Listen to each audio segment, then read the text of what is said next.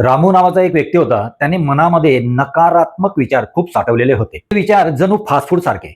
पोट भरायचं पण आरोग्य तर बिघडणारच. एक दिवस तो एक जाणकार बाबांकडे गेला. सकारात्मक विचार करतो पण मन शांत होत नाही. त्याला स्वयंपाकघरात नेलं. बाबांनी त्याला एक भांड दाखवलं, खूप जळकं काळं झालेलं. हे भांड जे आहे ते एकदा घासलं की स्वच्छ होईल का?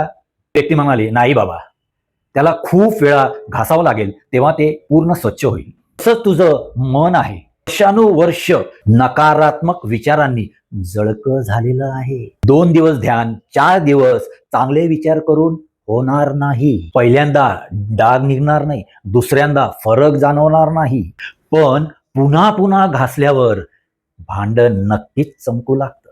त्या दिवसापासून त्या व्यक्तीने अपेक्षा सोडल्या, सात्विक अन्न सुरू केलं, चांगले विचार करायला सुरुवात केली. हळूहळू त्याला जाणवलं, मन पूर्ण स्वच्छ नाही पण हलकं वाटू लागलं.